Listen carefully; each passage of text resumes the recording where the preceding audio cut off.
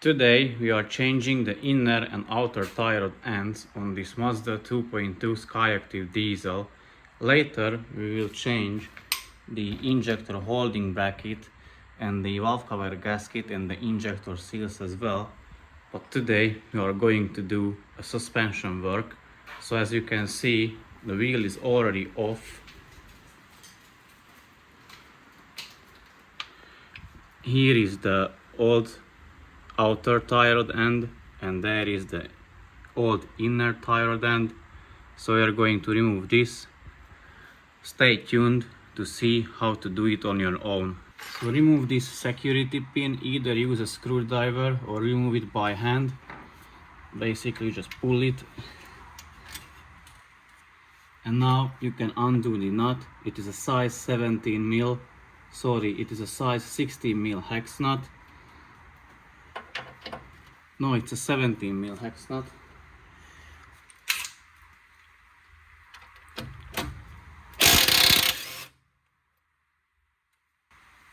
Put back the nut for a while and then we are going to hammer out the joint from the knuckle.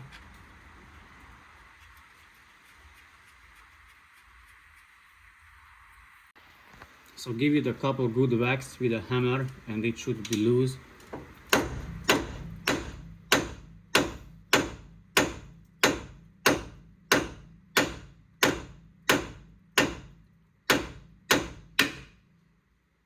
It is loose. Now we are going to undo the gem nut or locking nut for the track rod end. So to undo the locking nut, use a size 21 mil open-ended spanner and undo it that way. But usually they are very stuck, so I'm gonna use an induction heater, heat the locking nut and then undo it with the spanner.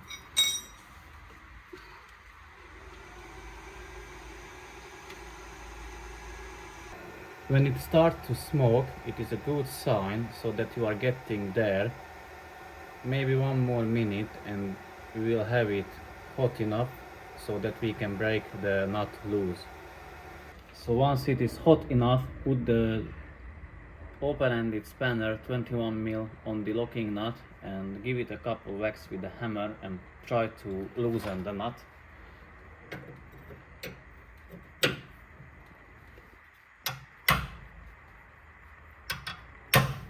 Yeah, it is loose as you can see. Now we can undo the outer track rod end. Just be careful if you do it the same way as I did, because the whole unit is very hot now.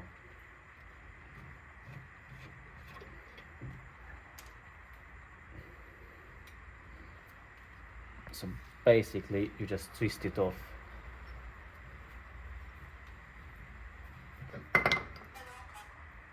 And now use a caliper tool to measure the distance between the locking nut and the end of the inner tie rod end rod, so that you can put back the new track rod end, outer one, exactly or roughly to the same place as it was before. And then you have to go to the wheel alignment shop and get your alignment done after this job, because you messed with your steering. So the wheels will be out of alignment for sure. As I said, use a caliper tool and measure the distance. Now you can lock it. And you are going to put the new one back to the same distance as you measured with the caliper tool. And now you can remove the locking nut, undo the clip, and undo the inner clip as well on the rubber dust cover. Remove the rubber dust cover and then remove the inner tie rod end. Use long nose pliers to remove the outer clip from the rubber dust cover. Squeeze its tabs together and just pull it off. Now we are going to remove the inner clip. We are going to use a long flathead screwdriver to pry it off, and then we are going to remove the rubber dust cover. So there is the inner clip on the dust cover there, So I'm gonna use a flathead screwdriver and pry it off of the rubber dust cover and then pull off the dust cover itself.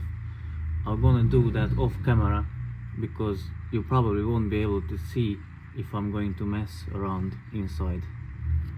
Now that the inner clip is loose as well, I'll be probably able to remove the dust cover by just pulling it.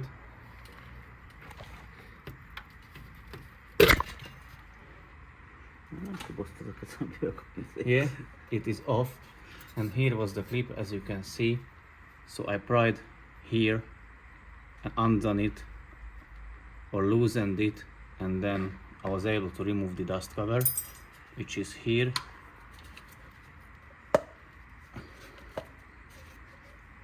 It is still perfectly fine to reuse the old one. And now I'm going to remove the inner tie rod end with a special tool. Here is a special tool. It has this adapter. It is interchangeable, so you have different sizes. I'm gonna use this size now. So put inside the tool, lock it there, put it over the tie rod end.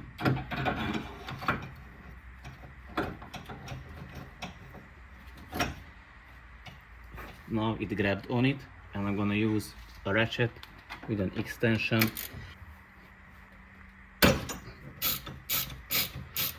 Now it is loose. I can just twist off the inner tie rod end.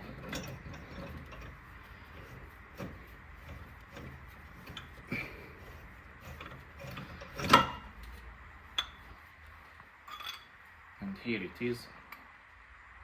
Now we are going to replace everything with new parts, but basically the replacement is the reverse of the removal. Here is the new inner tie rod end. First twist it in, then use the same tool with you removed it with, and then tighten it.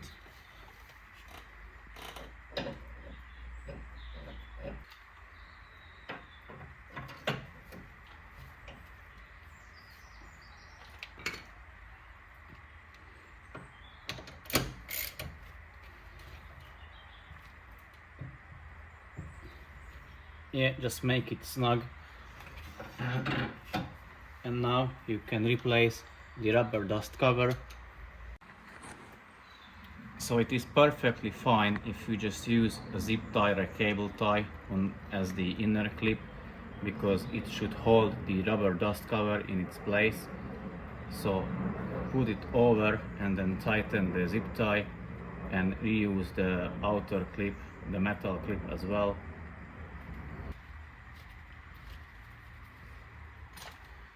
Now it is on, you can tighten the zip tie and then cut off the remaining end. Now you can put back the small metal clip on the outer end of the inner tie rod.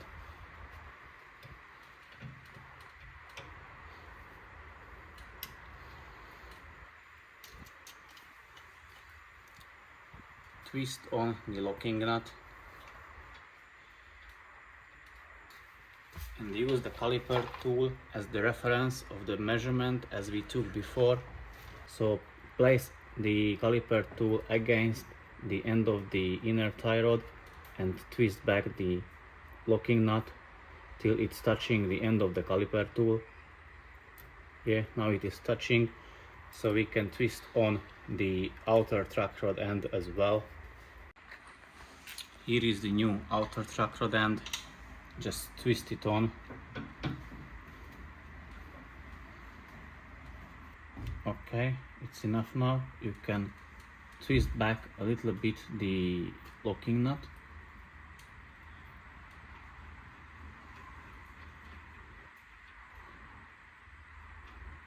Put back the joint part of the outer tie rod end to the wheel knuckle.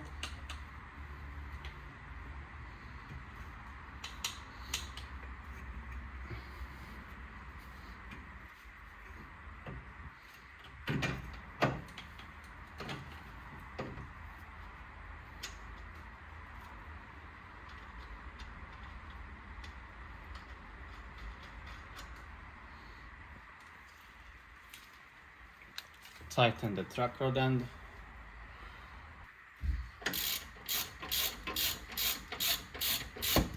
Now you can tighten the locking nut.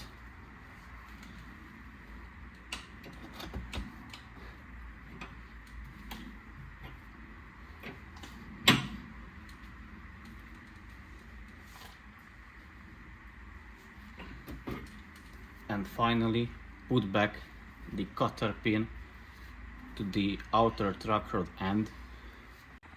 So here is the cutter pin, put it back and twist back the end of it.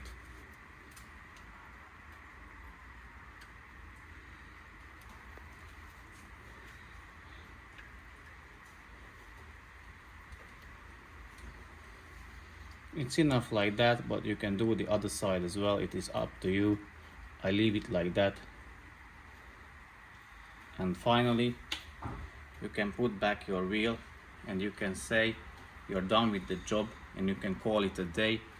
So thanks for watching. See you in the next one and bye.